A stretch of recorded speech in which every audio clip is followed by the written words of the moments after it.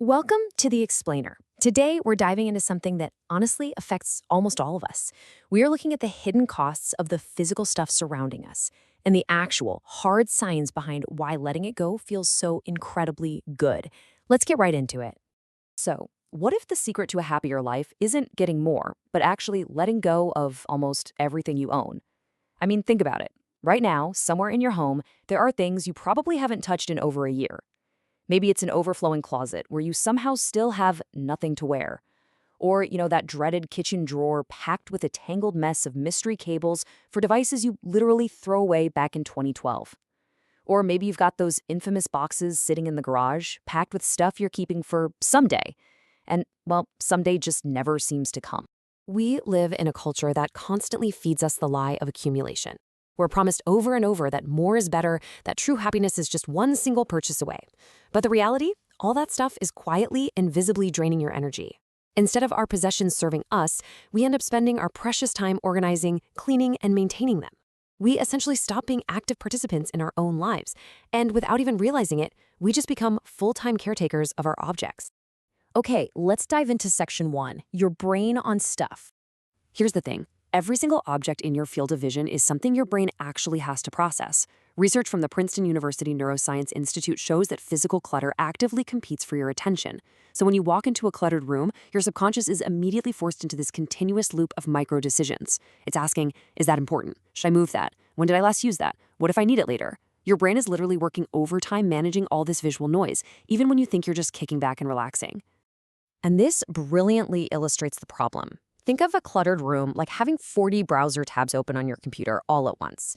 Even if you're only looking at one single tab, the other 39 are still running in the background, slowing the whole system down and eating up all of your processing power. That is exactly what physical clutter does to your mind. In a cluttered environment, everything is constantly vying for your attention, which drives up your stress and drives down your performance. But when you clear out that physical space, the relief you feel is genuinely neurological. A minimalist environment drastically reduces that cognitive load. It acts as a signal to your nervous system that you're safe, that things are manageable, and that you are entirely in control. This opens the door for deeper focus, highly creative thought, and super efficient recovery from the mental demands of your day. Moving on to section 2, the hedonic treadmill. Right from childhood, we absorb these messages that success means having the right car, the right clothes, the latest gadgets. We scroll through Instagram, see a beautifully curated apartment, and immediately feel this pang of envy. So what do? We buy something to close that perceived gap in status. We get this fleeting little dopamine hit, and then boom, we're right back to baseline dissatisfaction. It's just a high-speed conveyor belt. But minimalism steps completely off this treadmill by asking a radically different question. Instead of how much do I have compared to everyone else, it simply asks, do I have enough for me? Now, what's really interesting here is how this constant comparison leads to ego depletion, which is basically decision fatigue. Every single decision you make, like what to wear, what to cook, what to clean, it all draws from a finite pool of mental energy. Choosing an outfit from a closet of 60 items takes exponentially more energy than choosing from 10. And this is exactly why highly successful people so often adopt uniform wardrobes. It's really not about fashion at all. It's about preserving incredibly precious mental bandwidth for the decisions that actually matter. All right, section 3, the power of less. Minimalism actually operates beautifully as a form of mindfulness. Think about it. Objects are so often anchors to the past, like an old jacket reminding you of a former version of yourself, or they're tethers to an imagined future, like keeping supplies for a hobby you swear you might start someday. When you release those anchors and tethers, you free yourself to be completely in the present moment.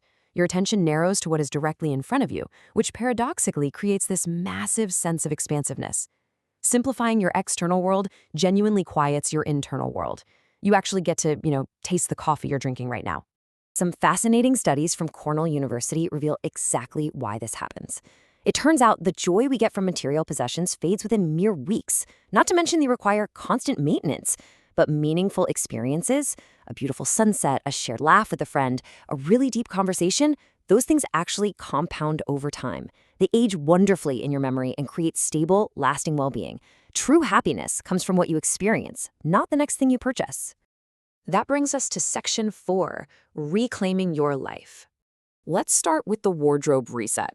Look, if your closet is absolutely bursting, but you only ever wear the same 7 outfits, most of what you own just isn't serving you.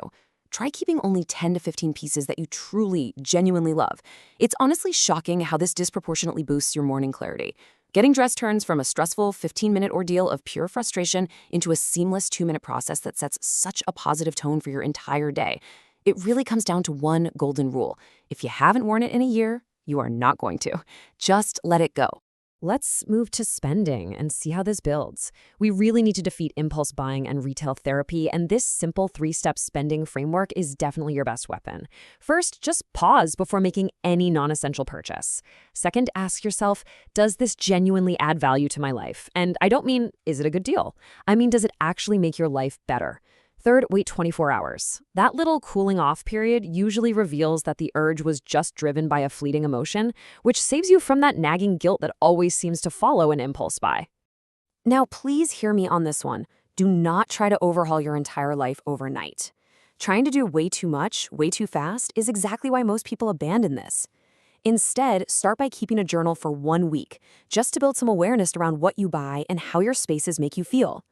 Then pick just one single area to simplify. Maybe it's your closet this month and your schedule next month. And remember, there is absolutely no magic number of items you're supposed to own. The goal is simply to find your unique personal threshold of enough. And you know, this philosophy applies beautifully to your calendar too. You absolutely must guard your time and energy. We so often attend social engagements out of pure guilt or just habit. But a minimalist approach means deliberately creating empty space in your schedule. It means having the courage to say no to depleting social obligations so you can protect your finite energy for the genuine connections that actually nourish you. We really need to reframe solitude. In a culture that constantly equates busyness with self-worth, solitude isn't something scary. It is a deeply restorative practice. Intentional emptiness. Just sit with that for a second. Think about leaving just one drawer completely empty, or keeping a section of your bookshelf totally bare, or maybe blocking out a chunk of your calendar with absolutely nothing scheduled. In a culture that treats every single empty space as an opportunity to cram in more stuff, allowing things to simply be empty becomes a quiet, beautiful act of rebellion. And honestly, it's a profound form of self-care. Ultimately, all of this helps us shift from FOMO to JOMO. We all know FOMO, right? The fear of missing out, the constant striving, the exhaustion, the comparison, the overwhelming pressure to signal our status through what we own. But on the other side of that fear is the joy of missing out. It's the absolute peace of knowing you don't need the latest gadget.